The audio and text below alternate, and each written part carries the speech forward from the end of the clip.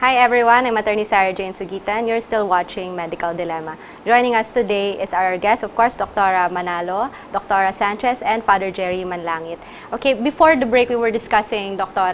the artificial insemination, and I'd like for you to discuss to our viewers, ano ba yung artificial insemination yan? Because we have, as I said, we have centers here in the Philippines for that. So here's a slide for. Yeah, okay.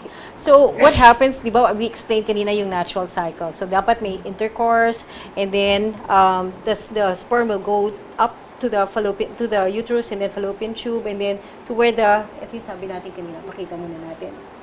Yan, di ba? So at the time of ovulation, so the egg is released and it stays in this part of the fallopian tube, and during intercourse, the sperm will go up and swim up there and reach that egg, right? And fertilization will occur, right?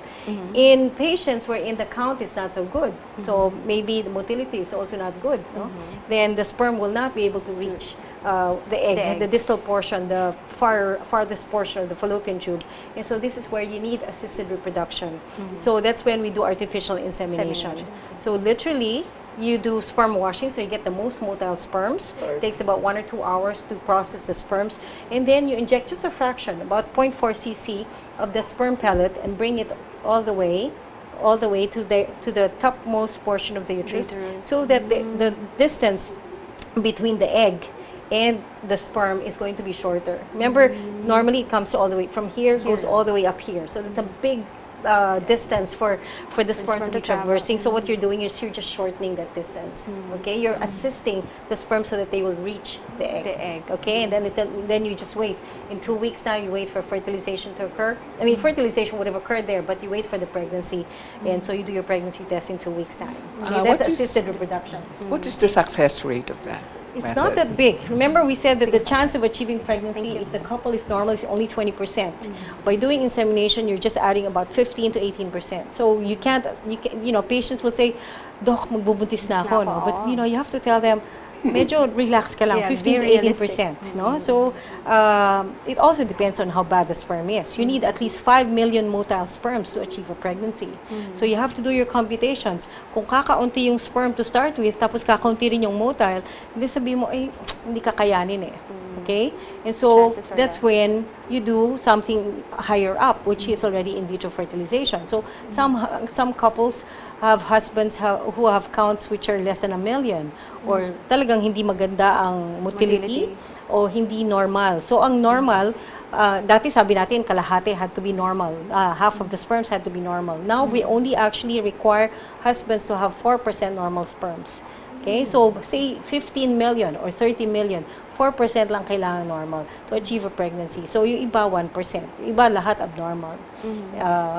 But with that one, so kung kakaunti yung sperm, kakaunti yung motile, kakaunti yung normal, mas mabuti, kumbaga, in vitro fertilization na. So you will stimulate the mother using fertility drugs, so usually given intramuscularly or subcutaneously, and then usually for a period of 10 days. And then you now retrieve the eggs through the vagina, and then once you retrieve the eggs, then you fertilize them with the husband's sperm.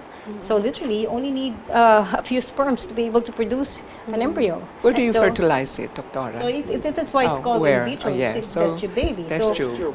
So kinuha na natin yan. Kinuha na natin yung eggs, no? And then the eggs are now picked up by the embryologist. The embryologist will refer to another specialist. The eggs, and they have to be mature eggs. So we call them metaphase 2. Okay. And then the husband's sperm is, of course, is collected, and then we can do insemination using just the sperm and the egg, no? In other words, intay mo lang silang ma-fertilize by themselves.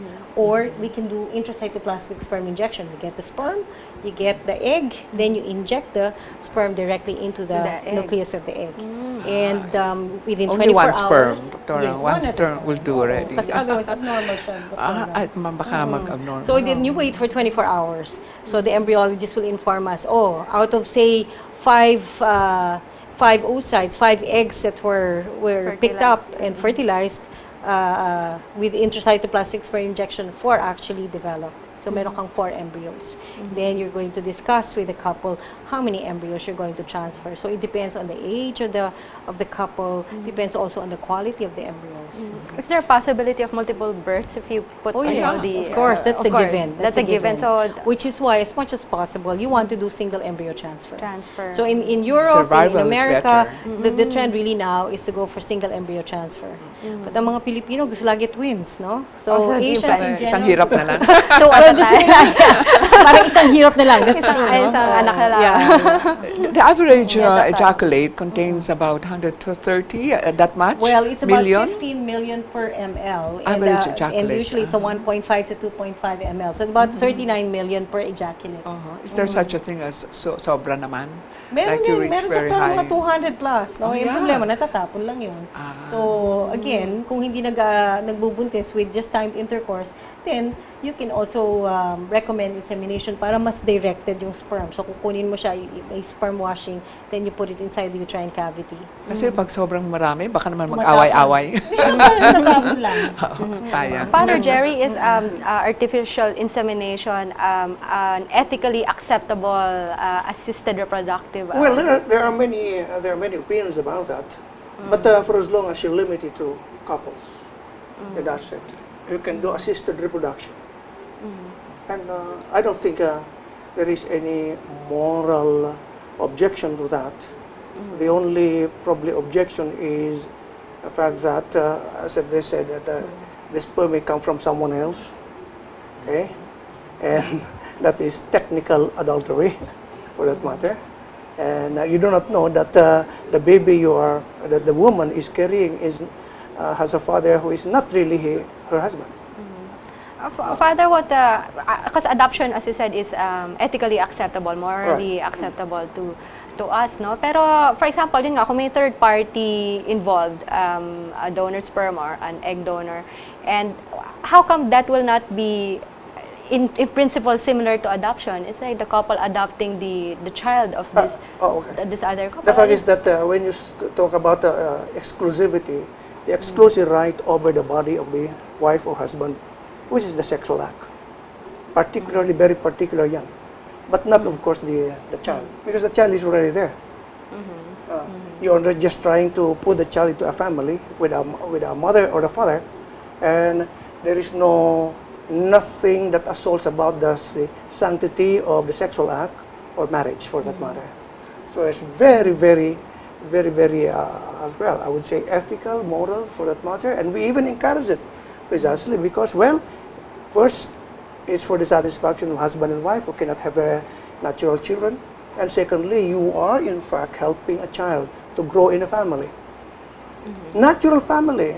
And what is, for example, well, having been born after a few hours, a few days, you give it to a mother or a father. Something beautiful that can happen. Clarification, Father, you're referring to in vitro? No, I mean adoption. The adoption. The adoption. I see. Because the in vitro, precisely, I have already said it now. You put it in the Petri dish, you sterilize it, and put it there into the uterus, etc., etc. That's okay. And afterwards, no, because of the fact that, well, no intercourse.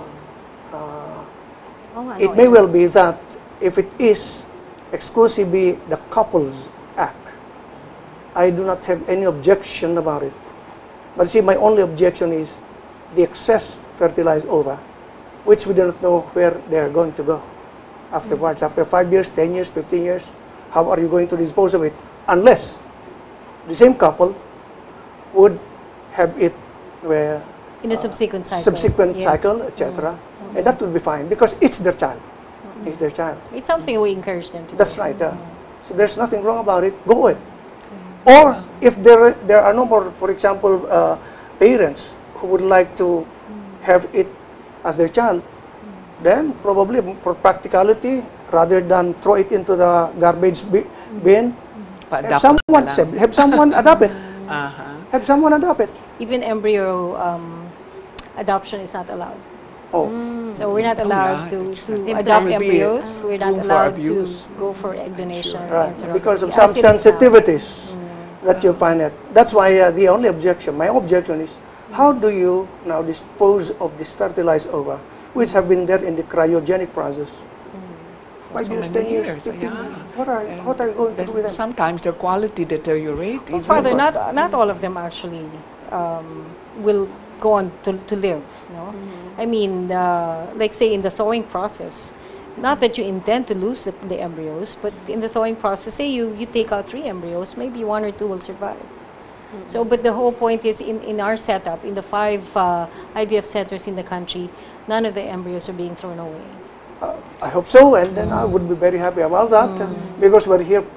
We're supposed to be, all doctors have to be pro-life. Yes. Let's protect, defend, and love that life. But do they expire, Doctora, the frozen embryos? There's no such a- expiration. That's why I said in other countries they have a 5-year limit, so that after that, beyond that, if they don't use the embryos for subsequent cycles, then they're actually thrown away. But we don't have that. We don't give that option Here, So they're there indefinitely, unless you encourage them to use it in another cycle. Father, there's a very famous church that's known for being a fertility, not a fertility center, but for example, Obando. Obando. I mean, mga artista, celebrities go there to pray for a child to get for them to get pregnant. So how about that? Is that unethically sanctioned? What's your Well, opinion on that, Father? So it's very Nothing popular wrong- in the yeah, Philippines. nothing wrong So with it. many As far as couples I'm flock. concerned, well, there's nothing wrong with it. First, well, you will see that fertility is always something connected with the divine. Okay, we cannot just fertilize something That's so without the true. divine power. That is so It's true. also medically- Every time a patient gets pregnant, you know It's a that God miracle. exists. Right, right. It's a very humbling experience. You're right. I mean, you know that it's never going to happen unless God allows it to happen. You're right. And the OB-gynecologists are the ones who have that single privilege to hold a divine creation. They are the first ones who it is a divine creation, so beautiful. So there's nothing wrong about it because there's always connection between fertility or the life of a child with the divine. And faith. Okay? And we always encourage our patients to pray, Father. We pray Oh, with our sure. patients. So No, it's just every time- going to always. banda is just another form of So prayer. we don't, we of course, if they want to go to Obando, why not? I've never been there. Maybe I should go there. But we, Right. Really yeah. famous done for already. that, I know, Doctora. yeah. So, Many also would go to Banawag. Yeah, Ah, Manawag. yes, correct. yes. Known Where I for come it, from. Miracles. And then thirdly, Miracles if you try to look at it in a rather scientific way, there is something in it. When you want to have a child, something like that, you have to prepare yourself, make yourself positive, etc. Because there is a positive wave that comes into play. That's so true. I always tell my patients, alam mo yung mga nagbubuntis, yung lagi nakatawa. All right, masayahin. Laging masayahin. Right. Totoo yun, ha? May mga pasyente, bihira kayo makikita yung pasyenteng the whole time nakasimangot, ganyan, na nagbubuntis. Or negative O, sila, laging ganyan, negative o yan. So, pessimistic. yung Right. laging positive. Minsan, check mo na yung fallopian tube, so masakit yun, Father, no? Ayun, kumakanta pa siya. Yung mga nagbubuntis Right, talaga, right, eh, no? Very I mean, they positive. enjoy the Positive process, they're very attitude. positive, and they know that they're willing to go through the process because remember, Right. they don't get pregnant straight away. Diba? In perfect condition, the chance is only 20%. So, Right. what we have is an imperfect condition. We have problems with the uterus, we have problems with the sperm. So, what you're doing as doctors, we're assisting them, but we also want them to imbibe the positive Yes. So, energy. Yeah. Yeah, you're right, positive energy. There is nothing superstition about it. It's just you're trying to put the woman in a very positive atmosphere, etc. When everything is positive, all the positive things would come. And even something Positive which chi. is probably impossible as far as the biological Pero Father, thing. with God, nothing is impossible. That's right. That's true. Yeah, that's what we always tell our patients. I've had patients wherein the count is mga 600,000 lang eh. Tapos nagbubuntis pa rin yun, ha? That's with timed intercourse, not even insemination, not even in vitro. So nothing is impossible with God. There is nothing Galing. impossible. I've heard somewhere, that sometimes yung mga may moral qualms, what they do is that there's insemination kasabay ng intercourse. What do you Yeah, think of course. about that? Is that possible? Right after the insemination, I tell them, have contact tonight. Still, So have continue intercourse with- tonight, So you have don't know intercourse where it came tomorrow. now. So you don't know when. That's true. Yeah, plus the fact that, of course, there's added sperm, so you don't know which actually caused the Increases fertilization. chances, yes. You're right. Pero It's really something Go ahead, divine. Just imagine if there are, for example, 15, 30 million and there is only one sperm Exactly. who will get the Exactly. medal, something like And that. why is that, Father? Because God Will be wants us, successful. wants the baby to be the best, no? So among the 15 million, the 30 million sperms, there is the one best sperm that is going to fertilize that best egg. No? There's only one egg that's produced in a natural cycle. That is the best egg. So you have the best sperm, the best egg producing the best embryo, and then you produce you produce a child. The number one reason why embryos do not implant is because they're not normal. Okay, you have yung mga chromosomal abnormalities, and so God has His way of doing that. No, so the one sperm, one perfect sperm to produce that. And God has made us, all of us, champions, champion swimmers for that matter. Yes, because We we're are all born. champions. How about Doctora? Because we've been talking about children in the context of a marriage. Are there patients who come to you who are not yet married, for example, or a boyfriend, girlfriend, who would like to get pregnant? I mean, Well, that's true. Yeah, we do have those patients, and well, the thing is, I tell them, look, if there's no impediment to getting married, then I would really suggest that you get married. Marami na akong kasalanan. Bigyan yung kasalanan ko. So, but yun, so if so we encourage them to get pregnant and I mean to get married before they embark on a fertility management. Yung iba naman, they're about to get married, so you just want to make sure that everything's in order so that they can embark on, working on a pregnancy. what do you think, Father? Yes, Doctor. Can I ask our lawyer here, kasama rin ako doon, supposing, would that be a ground for example, annulment if you are infertile from the very start and you knew that you were infertile and the other party did not know? If you keep it, only if you keep it. Family. Yes, they don't know. If they know, If they, that's all right. If no? they don't know, no, Yeah. it's not a ground. If they don't know, they do not know that one is If you infertile. know, like, that you cannot get pregnant, And you got married, but you got married, but you did not tell the husband, your husband to be, then that could be a ground for annulment. Okay. Yes, because Yeah, that's good. It And will- fact, even in canon law, that's How also updated they are with the law. It's also a provision in canon law. You that already says, cannot get pregnant. It could be a ground. and that you withheld that Because information If you from withheld the your information, spouse. yes. If despite that information, you knew it, you still went through marriage. Right, yeah, Doctor. yeah, Right.